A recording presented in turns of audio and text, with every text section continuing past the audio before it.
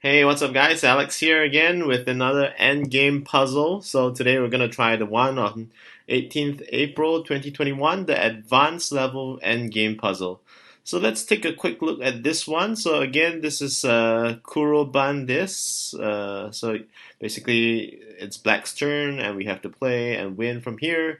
632 people have challenged this puzzle. 541 have succeeded, and 277 of which succeeded on their first attempt.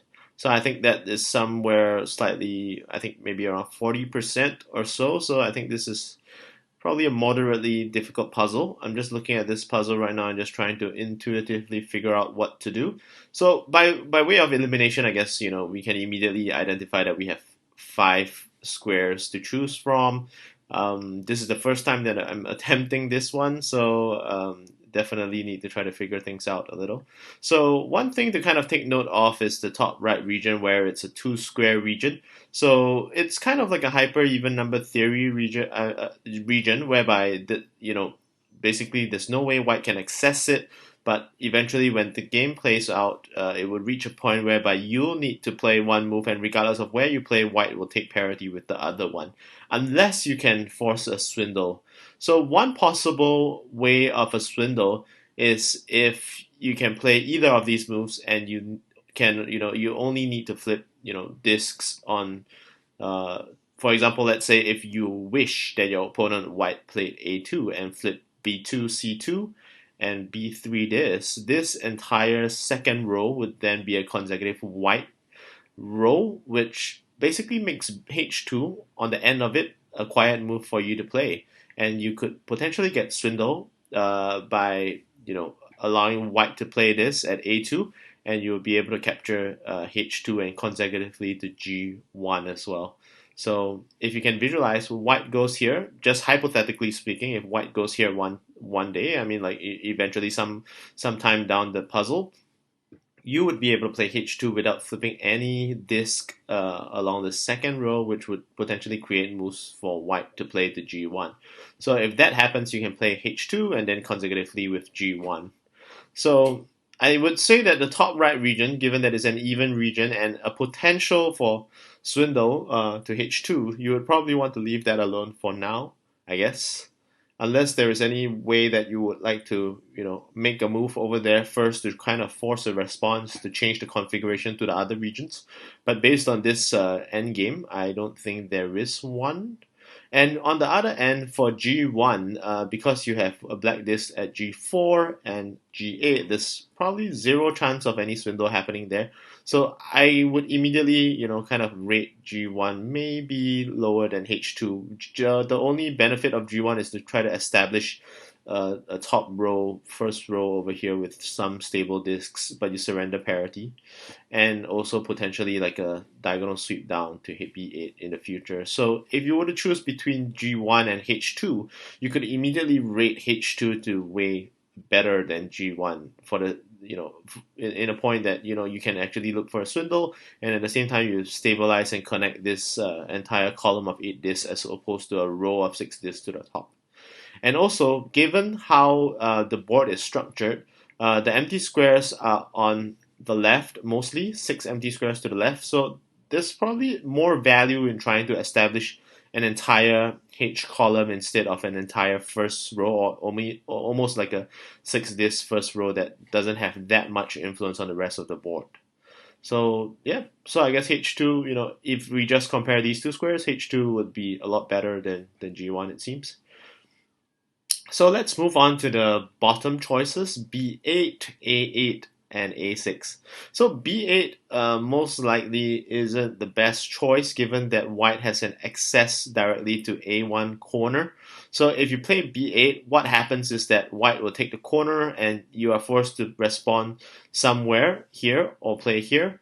And eventually, yeah, well, maybe you can play B1 and try to go for A2 for the swindle. That could actually be a possibility as well.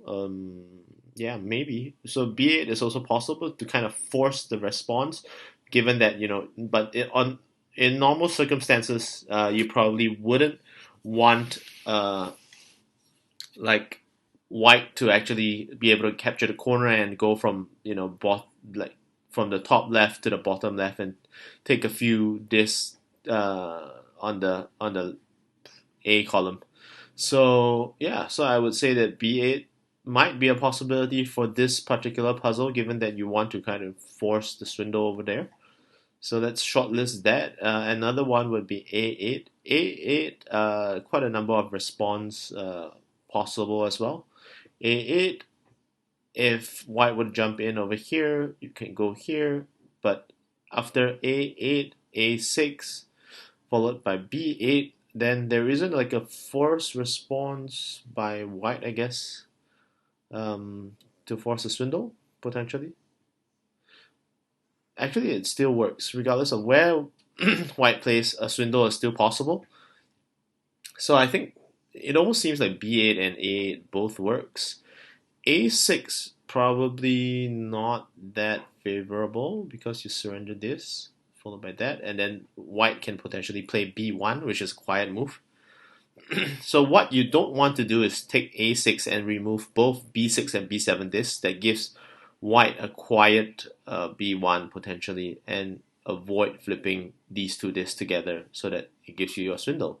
So I think A8, B8 seems to be top choices. H2, definitely not a great choice right now because if you want to win, you definitely need the swindle. So I would say that A8 or B8 are pretty much the two choices possible. So let's kind of like try to count out the sequence since we've established that these two are perhaps the better choices available. So we have 27 black discs right now, and what we want to do over here is try to figure out how many discs we would have. So let's say if we were to play A8, what's the potential response over here by white? White could potentially go to the odd region, starting from the odd region first. So black, white, followed by the force move to B1 in order to try to get the swindle. Then if white goes and give you the swindle, we would be able to grab it. Okay, so let's count. 27 plus 1, 2, 3. So that gives you 30. And basically white takes A1 minus 5 due to parity. You start off with the odd region. You probably wouldn't want to play an even region. So black, white perhaps. 30, 25. After 25, you take B1 and add 2 more back to your count. So that's 27. 27, assuming white does go ahead and take A6. So you lose one disc over here, that gives you 26. And then you jump in over here to flip 2 more plus 3, so that gives you 29. 29 followed by a loss of 6 discs. 1, 2, 3, 4, 5, 6. So that gives you 23 discs. And finally, you get H2 swindle. So you get 23, 24, 25, 26, 27, 28, 29, 30 with the final move over here to G1. That gives you another 1, 2, 3, 4, 5, 6. So that's 36 plus this that you place, maybe 37, I guess. I'm not too sure whether I counted that correctly, but I guess that's the count. Again, over here, B8, even though we did anticipate potential response to the corner, but if we play B8 again, a problem is that white might take B1 potentially, and you lose the opportunity to swindle. So almost surely we have concluded that A8 has to be the first move to start with in order to ensure that white still has some discs along the B column in order to avoid getting swindled or semi-swindled on your own. So let's go with A8 as a start. Hopefully I'm right. Okay, so apparently the best move wasn't to play the corner, but instead to sandwich at A6. So probably the first priority is there. So after white takes A6, definitely you have to go and fill in the pocket at B8 because any other move doesn't make sense. Okay, so let's play B8. So white takes the corner and we execute our plan to get the swindle. So the swindle that I covered earlier. So we're going to go into B2, force the move. We're going to go into B1 and force the move to A2. And then basically force white to clear out this entire row so that we can make 2 consecutive moves to the top right. So let's play that sequence. And finally, you notice that because of this being an entire white row, we can capture H2 and basically perform a swindle. So that's a swindle. and we take this, so we have 30, and then okay, I've miscounted this because I didn't realize there wasn't any black disc along this diagonal anymore. So 1, 2, 3, 4, 5. So that's 5 black discs in total, adding to our tally of 30. So excellent means we did it in the first attempt. So if you manage to kind of follow the sequence and understand this, congrats. So thanks for joining me in this endgame puzzle, and I'll see you in the next one. Goodbye.